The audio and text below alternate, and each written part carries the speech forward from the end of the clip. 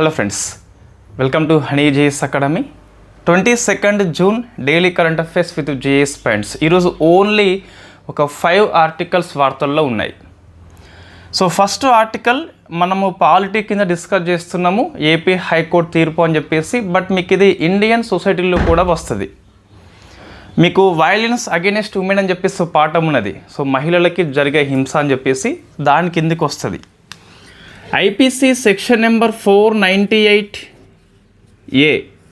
So దీన్ని AP high court, ఈ high court పేరు గుర్తుపెట్టుకోవాలి, ట్రాన్స్ ఉమెన్ కూడా విస్తరించింది. సో పెళ్ళి చేసుకున్న ట్రాన్స్ ఉమెన్ కూడా విస్తరించింది. ఇది వార్తల్లో ఉన్న కరెంట్ అఫైర్స్. సో మనం డిస్కస్ చేద్దాము. సింపుల్ స్టోరీ ఏంటి అంటే, ఒక పురుషుడు సో ఇన్ఫ్యాక్ట్ మహిళగా మారినప్పటికీ పెళ్ళి చేసుకున్నప్పుడు సో ఈ సెక్షన్ వర్తించదని చెప్పేసి వాళ్ళ భర్త వాదిస్తే ఏపీ హైకోర్టు తన వాదనని కొట్టిపడేసింది. ఒక పురుషుడు మహిళగా మారినప్పటికీ సో ట్రాన్స్ ఉమెన్స్ కూడా వివాహం చేసుకున్నట్లయితే సెక్షన్ నెంబర్ 498 సబ్ క్లాస్ ఏ కంపల్సరీ వర్తింప చేస్తామని చెప్పేసి చెప్పడం జరిగింది. ఈ ట్రాన్స్ ఉమెన్కి సంతానోత్పత్తి సామర్థ్యం లేకపోయినప్పటికీ మహిళ కాదు అని చెప్పేసి వాదన చెల్లదనిగా ప్రకటించింది. సో మనం డిస్కస్ చేయాలి, మీకు సొసైటీ లోపల ఉన్నదని చెప్పేసి తెలుసు ఆల్రెడీ. ఏంటి 498A సెక్షన్? మనం మొన్ననే ఈ ఎగ్జామ్లో ఒక క్వశ్చన్ ఇచ్చుకున్నాం, రైట్. 498 సబ్ క్లాస్ ఏ, ఈ క్యాపిటల్ ఏ ఉందని చెప్పేసి అనిపిస్తే మీకు ఐపీసీ ఇండియన్ పీనల్ కోడ్ అని చెప్పేసి అమల్లోకి వచ్చినప్పుడు ఇది లేదు, క్యాపిటల్ ఏ ఉంది కాబట్టి తర్వాత మనం యాడ్ చేసుకున్నాం.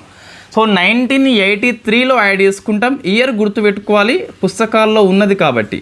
పుస్తకాలు మీన్స్ అకాడమిక్ పుస్తకంలో ఉంది కాబట్టి. సో 1983లో ఈ 498 సబ్ క్లాస్ ఏ సెక్షన్ ప్రకారము సో దీన్ని క్రిమినల్గా, అంటే క్రిమినల్ నేరంగా ట్రీట్ చేస్తాం.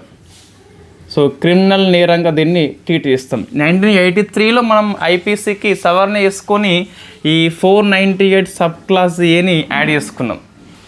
దీని ప్రకారం ఏంటి అంటే, సో ఈ భార్య ఎవరైతే ఉన్నారో, అంటే ఏంటిగా మీకు వివాహిత మహిళకి మాత్రమే ఇది వర్తింపజేస్తాం. సో వివాహిత మహిళకి మాత్రమే మనం వర్తింపజేస్తాం. ఇప్పుడు ఏంటి అంటే ఈ వివాహిత మహిళ కింద ట్రాన్స్ ఉమెన్ కూడా వస్తుందని చెప్పేసి ఏపీ హైకోర్టు తీర్పు చెప్పింది. సో ఈ భర్త కావచ్చు, భర్త యొక్క బంధువులు కావచ్చు, ఎవరైనా సరే హింసకు కనుక గురైనట్లయితే 498 సబ్ క్లాస్ ఏ ప్రకారము ఇట్స్ క్రైమ్, క్రిమినల్ నేరం అని చెప్పేసి 1983లో మనం యాడ్ చేసుకోవడం జరిగింది. అచ్చా, ఇంకోటి ఎందుకు ఏపీ హైకోర్టు దీన్ని ఉపయోగించింది? అసలు ఇప్పుడు లేదు ఇది. మనకి జూలై 1, 2024 నుంచి భారతీయ న్యాయ సంహిత అని చెప్పేసి అమల్లోకి వచ్చింది. సో అప్డేట్ చేసుకోవాలి కంపల్సరీ. పేపర్ వాళ్ళు కూడా సెక్షన్ నెంబర్ 498 సబ్ క్లాస్ ఏ అని చెప్పేసి ఉపయోగించారు. బట్ మీకు భారతీయ న్యాయ సంహిత ఇది 1 జూలై 2024 నుంచి అమల్లోకి వచ్చింది. దీని ప్రకారం 498 సబ్ క్లాస్ ఏ సెక్షన్ ఏదైతే ఉందో ఐపీసీ లోపల, ఇది ఇప్పుడు భారతీయ న్యాయ సంహిత లోపల సెక్షన్ నెంబర్ 85గా మారిపోయింది. 85గా మారిపోయింది. సో వీళ్ళు హెడ్డింగ్లో ఇది ఇవ్వాల్సిందే మనకి. సరే, ఇప్పుడు మొత్తం మీద ఇది 498 సబ్ క్లాస్ ఏ గురించి. తర్వాత ఏమైంది మనకంటే, ఒక చట్టం తీసుకొచ్చినామండి, అదే గృహహింస చట్టం అని చెప్పేసి 2005 వెరీ ఫేమస్ చట్టం ఇది. సో దీన్ని పొడిగిస్తూ ఇది వస్తుంది. 2005 చట్టము అయినప్పటికీ ఇది 2006 అక్టోబర్ 26న అమల్లోకి వస్తుంది. సో దీని ప్రకారం ఫస్ట్ ఇక్కడ సెక్షన్ నెంబర్ 85 కింద నేరం కనుక రుజువైతే వాళ్ళకి 3 ఏళ్ళ శిక్ష పడుతుందండి. 3 ఏళ్ళ శిక్ష పడుతుంది. దాంతోపాటు వీళ్ళు ఈ ఫిర్యాదు చేయాలంటే కంపల్సరీ ఆ సంఘటన జరిగి 3 ఏళ్ళ లోపే ఫిర్యాదు చేయాలి. అంతకంటే ఎక్కువ ఉన్నట్లయితే అది చెల్లని చెప్పేసి మీకు ఈ బిఎన్ఎస్ సెక్షన్ నెంబర్ 85 చెప్తుంది. ఓన్లీ 3 ఇయర్స్ లోపే వాళ్ళు ఫిర్యాదు చేయాల్సిన అవసరం కనిపిస్తుంది. 3 ఏళ్ళ శిక్ష అయితే విధిస్తారు, జరిమానా కూడా ఉంటుంది బిఎన్ఎస్ 85 కింద, రైట్. ఇప్పుడు ఏంటి మనం చూస్తే కనుక ఈ గృహహింస చట్టం అనేది ఎవరికి వర్తింపజేస్తాము అంటే, ఓన్లీ వివాహిత మహిళకే కాదు, ఆ కుటుంబంలో ఉన్న మహిళ ఎవరైనా సరే ఇది వర్తింపజేస్తాం. కుటుంబంలో ఉన్న మహిళ ఎవరైనా అంటే ఎవరెవరు ఉంటారు? తల్లి ఉంటుంది, సోదరి ఉంటుంది, ఇంకా భార్య ఉంటుంది, విధవరాళ్ళు ఉంటారు, నెక్స్ట్ పెళ్ళి కాని మహిళలు కూడా ఉంటారు. సో వీళ్ళందరికీ ఈ చట్టం వర్తింప చేస్తాం. ఈ గృహహింస అంటే ఎన్ని రకాలు ఉంటుంది అంటే మీకు 4 టైప్స్ అని చెప్పేసి పిలుస్తాం. సో 4 టైప్స్ అయితే ఉంటుంది. ఏంటి అది? ఫస్ట్ చూస్తే మీకు భౌతిక హింస అంటే సో ఒక ఆయుధాన్ని ఉపయోగించి ఇన్ఫ్యాక్ట్ అది వాళ్ళని హింసకు గురి చేయడము అటువంటిది వస్తుంది. ఒకటి భౌతిక హింస అని చెప్పేసి ఉంటుంది. సో సెకండ్ది మానసిక హింస కూడా ఉంటుంది. మానసిక హింస కూడా గృహహింస కిందకి వస్తుంది. మానసిక హింస అంటే ఏంటి అంటే సో పబ్లిక్గా ఈ ఆడవాళ్ళని సో ఇన్ఫ్యాక్ట్ కించపరచడము. సో చాలామంది చేస్తూ ఉంటారు ఇన్ఫ్యాక్ట్ భర్తలు భార్యలని. సో తమ ఫ్రెండ్స్ ముంగట లేకుంటే బంధువుల ముంగట చులకన భావంతో చూస్తూ ఉంటారు. అది మానసిక హింస కిందకి వస్తుంది. వాళ్ళు వెళ్ళి ఈజీగా కేసు పెట్టవచ్చు వాళ్ళకి చట్టం తెలిస్తే కనుక. నెక్స్ట్ ఆర్థిక హింస కూడా ఉంటుంది. ఏంటి ఆర్థిక హింస అంటే జనరల్లీ ఆర్థిక స్వేచ్ఛ మహిళలకు ఇవ్వరు. సో అది కూడా ఆర్థిక హింస కిందకి వస్తుంది. చాలామంది ఇప్పుడు మహిళా ఉద్యోగినులు ఉంటారు. అయితే ఇది అన్ని విషయాల్లో అందరికీ వర్తింప చేయము. కొంతమంది చూస్తే సో ఈ మహిళా ఉద్యోగి అయి ఉన్నప్పుడు ఆమెకు జీతం వస్తుంది, మంత్లీ కొంత వస్తుంది. సో దాన్ని విత్డ్రా చేసేది భర్త చేస్తాడు, భార్యకి అధికారం ఉండదు. ఆ ఏటీఎం వీని దగ్గర ఉంటుంది, ఆమె దగ్గర ఉండదు. ఆ ఏటీఎం పిన్ నెంబర్ కూడా ఆమెకు తెలిసి ఉండదు కొన్నిసార్లు. ఇది ఆర్థిక హింస కిందకే వస్తుంది. సో వాళ్ళు వెళ్ళి ఈజీగా సుప్రీంకోర్టులో హైకోర్టులో కేసు వేసుకోవచ్చు. ఫస్ట్ అయితే పోలీస్కి ఫిర్యాదు చేయవచ్చు, చట్టం ఉంది కాబట్టి. 4వది లైంగిక హింస కూడా వస్తుంది. సో బలవంతపు శృంగారం లాంటివి కూడా దీని కిందకే వస్తుంది. సో 4 రకాల హింస మనం గృహహింస అని చెప్పి చెప్పొచ్చు. సో ఇది ఎవరికి వర్తింప చేస్తామంటే వివాహిత మహిళతో పాటు ఈ మహిళలు అందరికీ వర్తింప చేస్తాము. ఎవరు ఫిర్యాదు చేయవచ్చు అంటే సో బాధితురాలు చేయవచ్చు, ఆమె తరపున ఎవరైనా చేయవచ్చు. ఇవి అన్నీ మీకు ఎగ్జామ్లో మనం ఇచ్చిన క్వశ్చన్స్ అండి. సో సొసైటీ మీకు కంప్లీట్గా సిలబస్ పూర్తి అయింది. ఎవరన్నా ఇంట్రెస్ట్ ఉన్న వాళ్ళు తీసుకోవచ్చు. మనం శంకరెడ్డి సార్తోని మన యాప్ లోపల చెప్పించడం జరిగింది. సో కంప్లీట్ సిలబస్ అయిపోయింది. సో ఇంకేమన్నా దాంట్లో కానీ ఉంటే అవి కూడా మనం కవర్ చేద్దాం ఒకసారి. సో అది తెలుగు మీడియంలో మాత్రమే ఉన్నది ప్రజెంట్. ఇంగ్లీష్ మీడియంలో మనము చెప్పే ప్రయత్నం చేద్దాం. రైట్. నెక్స్ట్ చూస్తే సైన్స్ అండ్ టెక్నాలజీ అదర్స్ విషయంలో సో మీకు ఈ అరుదైన బ్లడ్ గ్రూప్స్ కొన్ని ఉంటాయి. వాళ్ళ సమాచారాన్ని ఈ ఐసీఎంఆర్ ఒక పోర్టల్లో పొందుపరుస్తుంది. సో ఓన్లీ ఇక్కడ ఐసీఎంఆర్ గుర్తుపెట్టుకోవాలి సరిపోతుంది. అరుదైన బ్లడ్ గ్రూప్ కలిగిన దాతలు అందరితోని ఒక గ్రూప్ని ఏర్పాటు చేస్తాం. సో ఐసీఎంఆర్ అని చెప్పేసి పిలుస్తాం. వెరీ ఫస్ట్ ఇటువంటి ఇనిషియేటివ్ ఇది.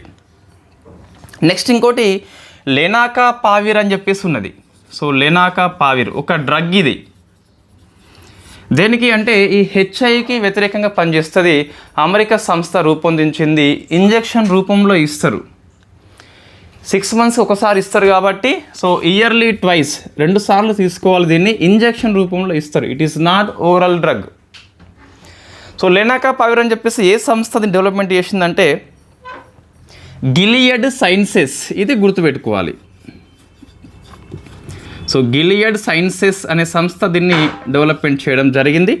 సో లెనాకా పావిర్ మనం డిస్కస్ చేసిన ఇంతకుముందు ఇది అమెరికా యొక్క FDA ఆమోదించింది కాబట్టి మరొకసారి వార్తల్లో వచ్చింది. Rare blood donor registry of India అని చెప్పేసి ఒక పోర్టల్. అది అరుదైన బ్లడ్ గ్రూప్ ఎవరైతే ఉంటారో వాళ్ళ గురించి సమాచారం ఇస్తుంది. మనం ఈజీగా యాక్సెస్ చేసుకోవచ్చు మనకు అవసరం అయినప్పుడు. నెక్స్ట్ స్పోర్ట్స్ అండి. మనం సెప్టెంబర్ మాసం లోపల ఢిల్లీ హోస్ట్ చేస్తుంది వరల్డ్ పారా అథ్లెటిక్స్. సో వరల్డ్ పారా అథ్లెటిక్స్ ఛాంపియన్షిప్ ఢిల్లీ హోస్ట్ చేస్తుంది వెరీ ఫస్ట్ టైం. అయితే ఎందుకు వార్తల్లో వచ్చింది మనం ఇంత డిస్కస్ చేసిన సెప్టెంబర్ జరగబోతుంది కదా. ఇప్పుడే ఎందుకంటే దీనికి మస్కట్ ఆవిష్కరించారు. సో మస్కట్ పేరు మీకు విరాజ్ ఒక ఎలిఫెంట్ పేరు అండి ఇది. సో మస్కట్ గుర్తుపెట్టుకోవాలి. విరాజ్ అని చెప్పేసి it is a elephant name. అచ్చా ఇంకోటి ఈ పారా అథ్లెటిక్స్ యొక్క ఈ ఏమంటారు బ్రాండ్ అంబాసిడర్ ప్రచారకర్తగా మనకి బాలీవుడ్ యాక్ట్రెస్ కంగనా రనౌత్ మనం డిస్కస్ చేసినాము last June 1 to 15 current affairs లోపల ఐ థింక్ కంగనా రనౌత్. అచ్చా ఇది అథ్లెటిక్స్ కాదు అసలు ఈమె, వాస్తవంగా ఈమె ఒక యాక్ట్రెస్. మన ఇండియా లోపల ఫేమస్ అథ్లెటిక్స్ చాలామంది ఉన్నారు. సో వాళ్ళకి ఇవ్వాల్సింది కదా, వాళ్ళు ప్రచారకర్తగా పనిచేస్తే బాగుంటుంది. ఈమె ఏం ప్రచారకర్త చేస్తుంది? యాక్ట్రెస్ ఆమె. కొన్నిసార్లు వార్తల్లో ఉంటుంది కాంట్రవర్షియల్ స్టేట్మెంట్స్ ఇచ్చి. సరే, నెక్స్ట్ రిపోర్ట్ అండి. సో రిపోర్ట్ చూస్తే global peace index, global peace index, ప్రపంచ శాంతి నివేదిక అని చెప్పేసి so institution of the economics and peace అని చెప్పేసి సంస్థ ఇస్తుంది. Institution of the economic and peace అని చెప్పేసి. దీని ప్రకారం ప్రపంచంలో అత్యంత శాంతియుత దేశము ఐస్లాండ్. సో ఐస్ చాలా కూల్గా ఉంటారు కాబట్టి శాంతి అని చెప్పేసి అట్లా గుర్తుపెట్టుకోవచ్చు. ఐస్ వచ్చింది కాబట్టి ఇంకోటి ఐలాండ్ అని చెప్పేసి పిలుస్తాం. సో ఫస్ట్ 2 సరిపోతుంది. మన ఇండియా ర్యాంక్ వచ్చేసి 144. సో 144 అని చెప్పేసి పిలుస్తాం. ఈనాడు పేపర్లో పెద్దగా వచ్చింది, అదంతా అవసరం లేదండి. It is not part of the syllabus. మనం రిపోర్ట్స్ అనేవి 2 టైప్స్ తీసుకుంటాము. ఒకటి సిలబస్లో ఉన్న రిపోర్ట్స్, హెచ్డిఐ లాంటివి మనం ఫేమస్ తీసుకుంటాము, జెండర్ గ్యాప్ రిపోర్ట్ అని చెప్పేసి తీసుకుంటాము. కొన్ని రిపోర్ట్స్ మన సబ్జెక్ట్లో ఉండవు, సిలబస్లో ఉండవు. వాటిని అంతగా అవసరం లేదు. జస్ట్ ఫస్ట్ కంట్రీ ఏంటి, ఇండియా యొక్క ప్లేస్ ఎంత, అది సరిపోతుంది అంతే. నెక్స్ట్ స్టేట్స్ అండి. మొన్న యోగా మనకి 21 శనివారం ఐ థింక్. అయితే భారతదేశంలో ఈ యోగా విధానాన్ని ప్రకటించిన తొలి రాష్ట్రంగా ఉత్తరాఖండ్. మనం ఈజీగా గెస్ చేయవచ్చండి ఆన్సర్స్. సో ఉత్తరాఖండ్ అని చెప్పేసి పిలుస్తాం. ఏంటి, తొలి యోగా విధానాన్ని ప్రకటించింది అంటే వాళ్ళు యోగా ఎప్పుడు చేయాలనో మేబీ ఆ పాఠశాల స్థాయిలో పాఠ్యపుస్తకాల్లో చేర్చవచ్చు, లేదా డిఫరెంట్ డేస్ లోపల కంపల్సరీ యోగా అని చెప్పేసి చెప్పొచ్చు. ఇంకోటి, ఈ యోగా అద్భుతాలు ఏమి చేయదు, ఎప్పుడైనా సరే ఏది అద్భుతాలు చేయదు, కన్సిస్టెన్సీగా చేస్తేనే. అంటే ఇప్పుడు జూన్ 21 ఒకరోజు యోగా చేసినంత మాత్రాన నొప్పులు వస్తాయి. ఏమొస్తాయి? ఇన్ఫ్యాక్ట్ మీకు కనుక ఇంకా అప్పటికే బ్యాక్ పెయిన్ లాంటిది ఉంటే దీన్ని ఇట్లా ఉంచితే ఇరిగిపోతుంది ఆయన పుస్తకన. కాబట్టి కన్సిస్టెన్సీ ఈజ్ ద కీ అంటాం. ఏదైనా సరే నిలకడగా చేసినప్పుడు రిజల్ట్ వస్తుంది. యోగా డే అని చెప్పేసి ఒకరోజు చేస్తే నొప్పులే వస్తాయి. నెక్స్ట్ అంటే కన్సిస్టెన్సీగా చేస్తే మంచిదే.